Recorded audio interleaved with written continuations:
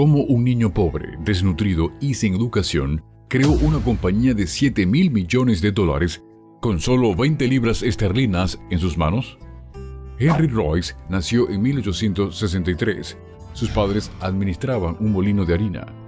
Desafortunadamente, en 1867 se declararon en bancarrota, obligando a la familia Royce a mudarse a Londres en busca de trabajo. Aunque solo tenía 4 años, Henry comenzó a trabajar ahuyentando pájaros en una granja, ganando solo unos pocos centavos a la semana. Su padre por fin encontró un nuevo trabajo en un molino. La situación era difícil y justo cuando parecía que no podía ponerse peor, ocurrió una tragedia.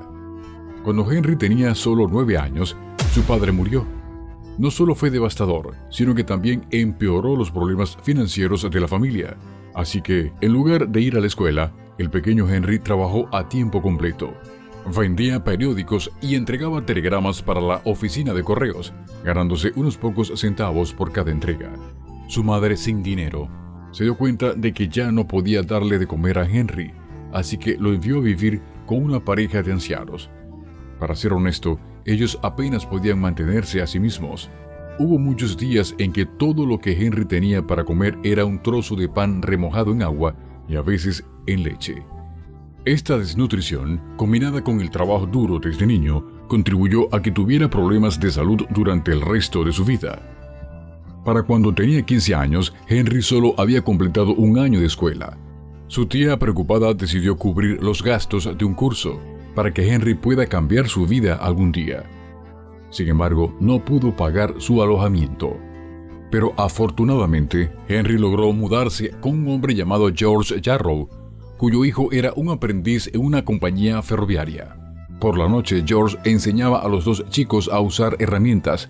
Henry encontraba esto fascinante y pasaba muchas horas practicando. Henry puede que no tuviera mucha educación, pero era hábil con sus manos y tenía una ética de trabajo increíble.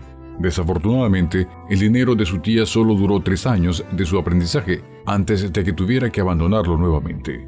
Así que, a los 17 años, con un talento natural para la ingeniería, Henry Royce consiguió un trabajo en Electric Light and Power Company.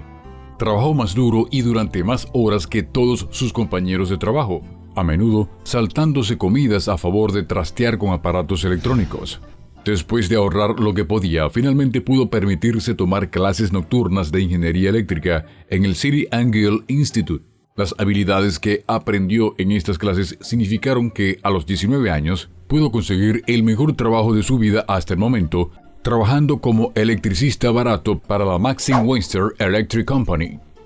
Henry sentía que finalmente estaba progresando. Sin embargo, en 1884, la empresa fracasó y Henry se quedó desempleado una vez más. Parecía que no importa cuán duro trabajara, nunca podría tener suerte. Pero esta vez, en lugar de buscar otro nuevo trabajo en una empresa diferente, Henry decidió que iba a comenzar su propia empresa.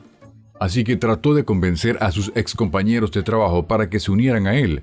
Su amigo Ernest Clemon aceptó correr el riesgo. Juntaron sus pequeños ahorros y se lanzaron a los negocios juntos. Alquilaron un local en Manchester y vivieron en una sola habitación sobre una tienda. Apenas podían permitirse comer, así que hacían sándwich todos los días. Las probabilidades de que dos jóvenes tuvieran éxito en estas condiciones eran mínimas.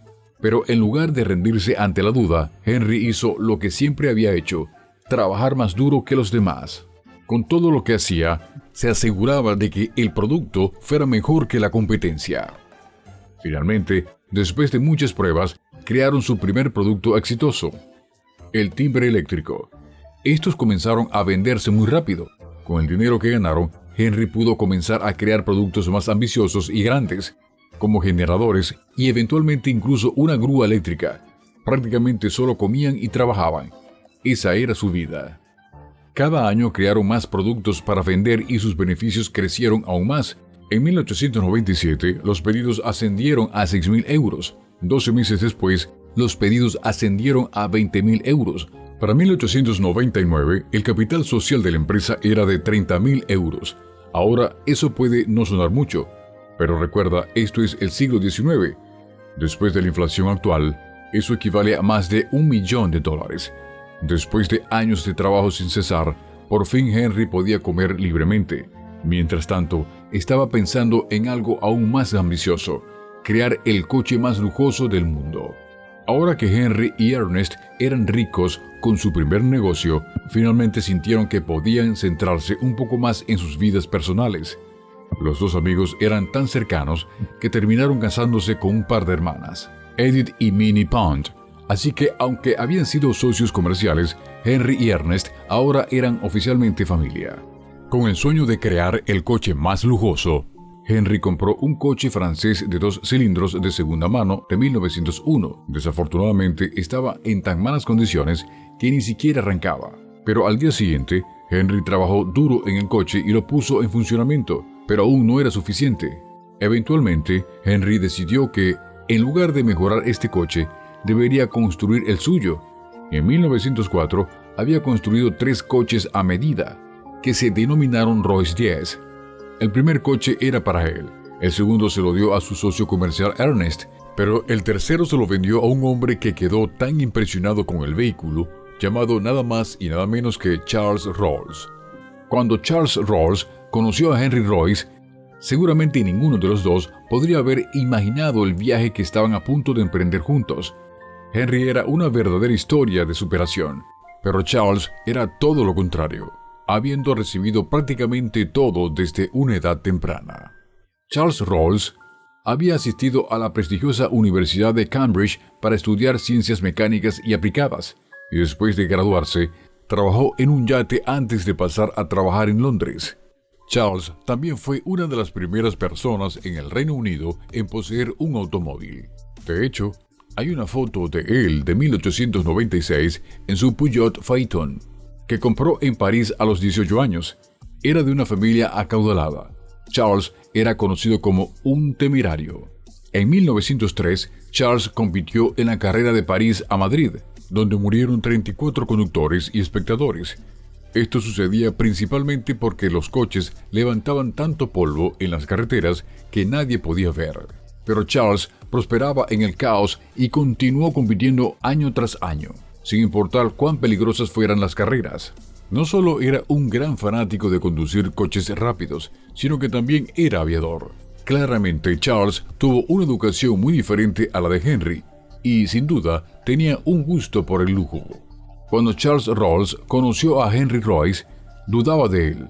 Era un gran admirador de los coches de 3 y 4 cilindros, y no estaba seguro de un vehículo de 2 cilindros como el que fabricaba Henry. Pero después de probar el coche, Charles quedó muy impresionado por la calidad del Royce 10.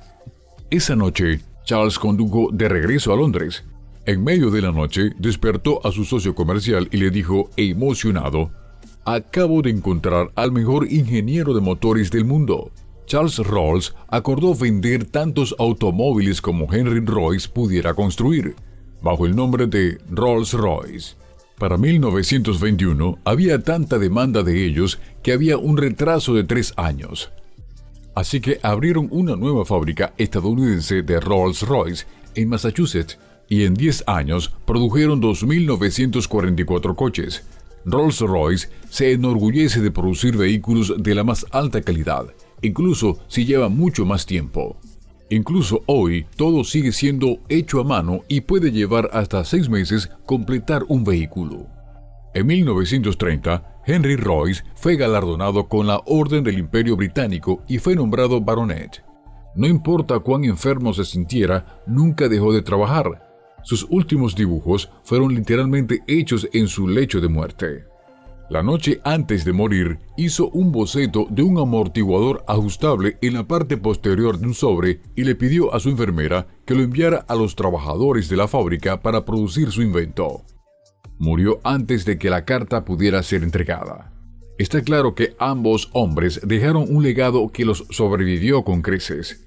Rolls-Royce continuó fabricando vehículos mucho después de sus muertes, y hasta el día de hoy, el nombre sigue siendo sinónimo de lujo, y la valoración más reciente de la empresa superó los $7.000 millones. Si podemos aprender algo de la historia de Rolls-Royce, es que no importa de dónde vengas o cuán sombrío sea tu punto de partida en la vida, con suficiente trabajo duro y determinación puedes construir algo increíble. Gracias por acompañarnos en este recorrido por la icónica historia de Rolls-Royce. No olvides suscribirte a Titanes Empresariales y activar la campanita de notificaciones para más historias de éxito y grandeza. Hasta la próxima.